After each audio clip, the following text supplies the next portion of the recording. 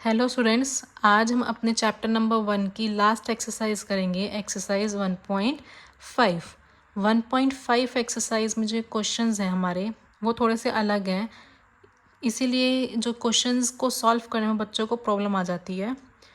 क्यों आते हो कि यहाँ पे जो पावर दे रखी है वो आपको p/q फॉर्म में दे रखी है, तो उनको ये नहीं पता लगता कि ये जो पावर हमें दे रखी है हम इसको किस तरह सॉल्व करें। आज जो मैं आपको कराऊंगी वो आपको एक इजी वे में बताऊंगी। आपको इन टाइप के क्वेश्चंस करने में काफ़ी मदद मिलेगी, मतलब आपके लिए इजी हो जाएगा। तो चलो करते हैं आपको क्वेश्चन नंबर 1। फर्स्ट पार्ट क्या दे रखा है आपको, 64 की पावर 1/2। अब कैसे करेंगे, सबसे पहले ये चेक करो कि जो पावर दे रखी है उसके डिनोमिनेटर में नंबर क्या दे रखा है आपको। यहाँ पे 2 है। उसके बाद जो हमारा बेस है दैट मीन्स 64, इसको हम किस नंबर के स्क्वायर की फॉर्म में लिख सकते हैं।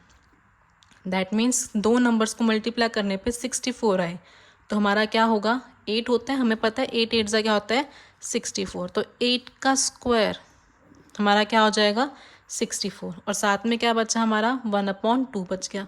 तो यहाँ पे मल्टीप्लाई क्या हो जाएगा 1/2। अब यहाँ पे हमने स्क्वायर की फॉर्म में ही क्यों लिखा वो बताती हूँ, क्योंकि यहाँ पे डिनोमिनेटर में क्या है 2 है, तो ये 2 इस 2 से कैंसिल हो जाएगा, क्योंकि मल्टीप्लिकेशन में है तो हम इसको कैंसिल कर सकते हैं। तो यहाँ से कैंसिल हुआ 2 से 2, क्या बचा सिर्फ 8 की पावर 1। तो आंसर क्या हो गया आपका 8। काफ़ी इजी लगा होगा आपको। अब नेक्स्ट देखते हैं, यहाँ पे क्या दे रखा है 32 की पावर 1/5। अब हमें ये चेक करना है कि 32 को हम, मतलब एक नंबर हमें चाहिए जिसको 5 टाइम्स मल्टीप्लाई करने पे हमारा क्या आ जाए 32 आ जाए, और वो हमें पता क्या होता है 2। 2 को अगर हम 5 टाइम्स मल्टीप्लाई करें तो हमारा आंसर 32 आता है, और साथ में यहाँ पे क्या आ जाएगा 1/5। 5 से 5 कट हो जाएगा, आंसर क्या बचा 2 की पावर 1, दैट मीन्स 2। ये हो गया आपका पार्ट 2। नेक्स्ट में क्या है आपका 125 की पावर 1/3। अब यहाँ पे अगेन वही चेक करेंगे, एक ऐसा नंबर जिसको 3 टाइम्स मल्टीप्लाई करने पे हमारा आंसर क्या आ जाए 125 आ जाए। तो वो किसके होता है 5 का क्यूब होता है। 5 का क्यूब इज़ 125। तो 5 का क्यूब इंटू 1/3, 3 से 3 कट हो जाएगा, अगेन आंसर क्या आ जाएगा 5 की पावर 1, दैट मीन्स 5। तो ये हो गया आपको क्वेश्चन नंबर 1। अब देखते हैं अपना सेकंड क्वेश्चन। सेकंड क्वेश्चन भी सेम फर्स्ट के जैसा ही है, बस डिफरेंस क्या है, फर्स्ट क्वेश्चन में जो पावर्स के न्यूमरेटर था वहाँ पे हमारा क्या था 1 दे रखा था। अब यहाँ पे 1 के प्लेस पे क्या है कोई और नंबर दे रखा है, तो हम इसको भी वैसे ही करेंगे। सबसे पहले क्या दे रख चेक करेंगे डिनोमिनेटर। डिनोमिनेटर में क्या है 2 है, तो यहाँ बेस 9 को हम क्या करेंगे किसी नंबर के स्क्वायर की फॉर्म में लिखेंगे, और 9 हमें पता है 3 का स्क्वायर होता है, तो यहाँ से क्या आ जाएगा 3 का स्क्वायर मल्टीप्लाई, और साथ में क्या है 3/2। तो यहाँ से क्या आ गया आपका 3/2। 2 से 2 कट हो गया, क्या बचा हमारा 3 की पावर 3, और 3 की पावर 3 हमारी क्या होती है 27। दैट मीन्स कि आंसर क्या हो गया हमारा 27। नेक्स्ट पार्ट देखते हैं। नेक्स्ट पार्ट में क्या है 32 की पावर 2/5। 32 और 1/5 हमारा फर्स्ट पार्ट में भी था, तो हमें पता है कि 32 को हम कैसे लिख सकते हैं 2 की पावर 5 मल्टीप्लाई, साथ में क्या आ जाएगा 2/5। तो यहाँ से क्या आया 2/5। 5 से 5 कट हो जाएगा, कितना बचेगा 2 की power 2, and that is equals to 4। अगर आपको ये नहीं पता कि 32 कैसे हमने 2 की पावर 5 लिखा, तो आप यहाँ पे एलसीएम निकाल के देखो। यहाँ पे क्या आएगा 32, 2 यहाँ से क्या बनेगा 16, 2 8, 2 फिर 4 आ जाएगा, अगेन 2 पे जाएगा, देन 2 फिर 2 पे जाएगा, आंसर क्या हो जाएगा हमारा 1। कितनी बार आया 1 2 3 4 5, तो 2 की पावर 5, इसलिए हमने यहाँ पे क्या लिखा 2 की पावर 5। तो आपका सेकंड पार्ट का आंसर क्या हो गया 4। अब देखते हैं अपना नेक्स्ट पार्ट 16 की पावर 3/4। अब 16 को हमने चेक करना है ऐसा एक नंबर जिसकी 4 टाइम्स मल्टीप्लिकेशन पे हमारा क्या आ जाए 16 आ जाए, तो वो भी हमारा क्या होता है 2 होता है। अब यहाँ से देख लो, आपने एलसीएम निकाला था, 2 2 ज़ा 4, 4 2 ज़ा 8, 8 2 ज़ा 16, तो 4 टाइम्स मल्टीप्लाई करने पे आपका क्या आ जाएगा, 16 आ जाएगा। अगर हम यहाँ से हटा दो, देखो 1 2 3 एंड 4 टाइम्स, तो यहाँ से क्या बनेगा, 2 की पावर 4 मल्टीप्लाई 3 की पावर 3/4, 4 से 4 कैंसिल आउट हो जाएगा, क्या बचा आपका 2 की पावर 3 एंड 2 की पावर 3 इज़ 8। तो यहाँ से आपका आंसर क्या आ गया, 8। This is your third part. अब देखते हैं फोर्थ पार्ट में क्या दे रखा है आपको, 125 की पावर -1/3। अब यहाँ पे पावर क्या हो गई, नेगेटिव हो गई, कोई प्रॉब्लम नहीं, उससे भी सेम वैसे ही करेंगे। डिनोमिनेटर में आपका दे रखा है 3, तो यहाँ पे हम क्या करेंगे, एक नंबर जिसको 3 टाइम्स मल्टीप्लाई करने पे क्या आ जाए, 125, और वो क्या होता है 5 की पावर 3, और साथ में क्या आ जाएगा, -1/3, 3 से 3 कैंसिल आउट हुआ, आंसर क्या आया, 5 की पावर -1। आपको पता होगा कि अगर कोई नंबर है उसकी नेगेटिव पावर है तो उसको हम क्या कर देते हैं, डिनोमिनेटर में ले जाते हैं और पावर सेम रह जाती है।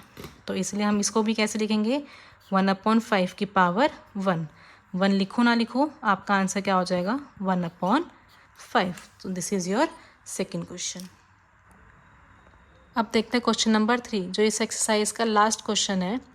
क्या करना है आपको इसमें, सिंप्लीफाई। अब इस चीज़ में भी काफ़ी बच्चों को कन्फ्यूज़न रहती है कि अगर फाइंड दे रखा है तो कहाँ तक हमें आंसर लास्ट लिखना है, और अगर सिंप्लीफाई कर दे रखा है तो हम लास्ट कहाँ तक सॉल्व करेंगे। क्या होता है, अगर फाइंड दे रखा है तो अगर आंसर हमारा 2 की पावर 5 आया है तो आप इसको भी सॉल्व करोगे, दैट मीन्स 2 की पावर 5 हमारा क्या होगा, 32। ये हमने कब करना है, जब हमें क्या बोल रखा हो, फाइंड करने को बोल रखा हो। और यही अगर आपको सिंप्लीफाई करने को बोल रखा हो, तो अगर 2 की पावर 5 आपका लास्ट आंसर है तो आप यहीं छोड़ दोगे, आप पावर्स को सॉल्व नहीं करोगे। और ये कब करना है, जब हमें क्या बोल रखा है, सिंप्लीफाई करने के लिए। ये आपका क्या है, एक कन्फ्यूज़न रहती है कि कब हमें पावर्स को सॉल्व करनी है और कब हमें पावर्स को सॉल्व नहीं करनी है। तो आई थिंक अब आपका ये प्रॉब्लम जो है, वो कन्फ्यूज़न जो आपको रहती है वो अब नहीं होगी। अब देखते हैं क्वेश्चन नंबर 3 का फर्स्ट पार्ट। क्या दे रखा है, 2 की पावर 2/3 मल्टीप्लाई 2 की पावर 1/5। इंट्रोडक्शन वाली वीडियो में आपने देखा होगा, मैंने आपको कुछ लॉज करवाए थे, उन लॉज की हेल्प से हम इस क्वेश्चन को करेंगे। फर्स्ट लॉ मैंने बताया था, a की पावर m इंटू ए की पावर n। अगर बेस सेम हो, पावर्स डिफरेंट हो और मल्टीप्लिकेशन में हो तो पावर्स हमारी क्या हो जाती हैं, ऐड हो जाती हैं, तो a की पावर m प्लस n हो जाएंगी। यही चीज़ आप यहाँ पे देखोगे, बेस सेम है, दैट मीन्स यहाँ पे भी 2 है और यहाँ पे भी 2 है, लेकिन पावर क्या है, डिफरेंट है, तो यहाँ पे पावर्स क्या हो जाएंगी, ऐड हो जाएंगी। और जब आप ये क्वेश्चन सॉल्व करोगे तो आप साइड पे लिखोगे कि आपने कौन सी आइडेंटिटी यूज़ की है, क्योंकि कई बार जो टीचर होती है इसके ना लिखने पे मार्क्स कट कर लेती है। तो ये जो आइडेंटिटी आप लॉ जो आप लिखो यूज़ करोगे आप क्वेश्चन में, यहाँ पे साइड पे ब्रैकेट में करके लिख देना, या फिर ऐसे स्टार्टिंग में लिख देना। ठीक है, चलो अब करते हैं सॉल्व।